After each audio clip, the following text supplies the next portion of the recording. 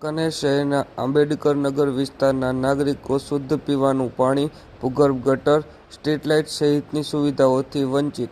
બાબતે પ્રાપ્ત માહિતી મુજબ વાંકાનેર શહેરના આંબેડકર નગર વિસ્તારના વાલ્મીકી વિસ્તારના નાગરિકો આજની 21મી સદીમાં પણ શુદ્ધ પીવાનું પાણી, ભૂગર્ભ ગટર, સ્ટ્રીટ લાઇટ સહિતની સુવિધાઓથી વંચિત હોય, જેમાં વાંકાનેર નગરપાલિકા દ્વારા આ વિસ્તારમાં ભેદભાવપૂર્વક કામગીરી કરવામાં આવતી હોવાનું સ્થાનિક નાગરિક અને કાઉન્સિલર દ્વારા ગંભીર આક્ષેપો કરવામાં આવ્યા છે.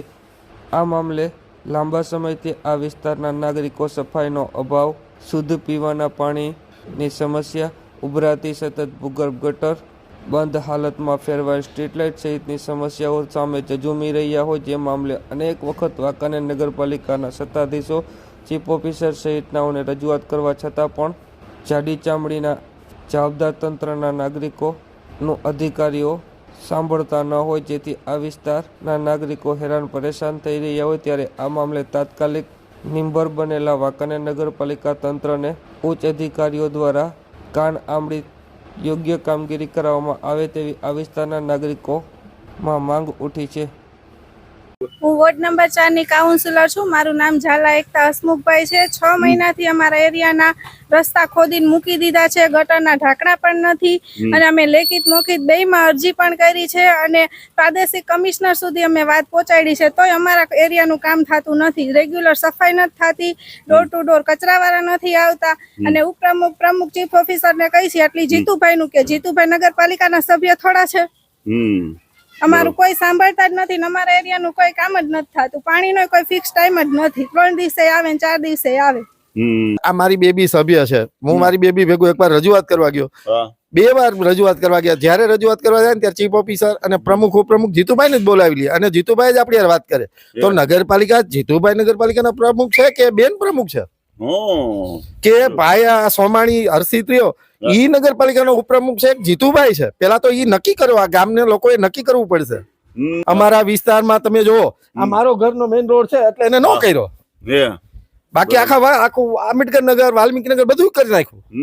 આ મારા ઘર પાછળ જો મારી બેબી ચૂંટાયેલી છે, મારા ઘરે કોઈ લોકો આવે, મારા ઘર પાછળ કચરાની તમે હાલત જોવો, મારા ઘર આગળના હાલો તમે કુંડીઓ ઉભરાય. અમે રજૂઆત કરવા જાય, કચરાની ગાડીનું કેવા જાય 4-4, 5-5 દિવસ આવે નહીં. એના રાખેલા માણસો એમ કે ભાઈ ઈ તો ડ્રાઈવર નથી, તો ઈ વ્યવસ્થા કોને કરવાની? બરાબર છે.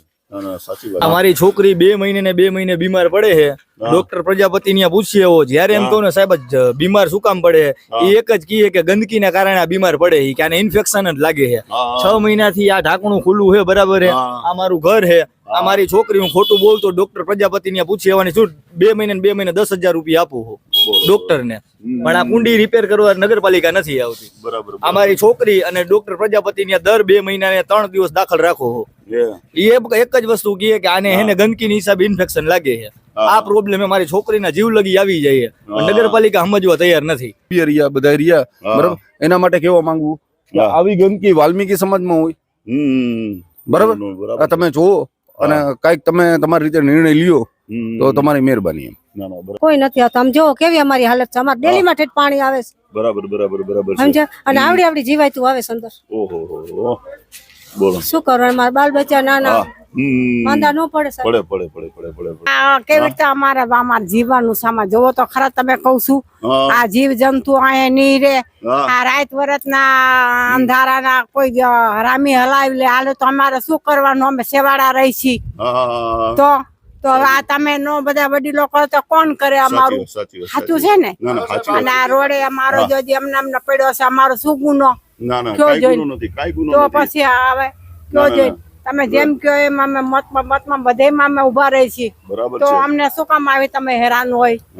મત લેવા હોય કે કઈ કરવું હોય તો ક્યાં કરો છો? તો પછી અતાણે અમને કરી દેવું જોઈએ ને. હા, અંધારે અમે રખડી, આ ઓની કરે અંધારું, આની કરે અંધારું.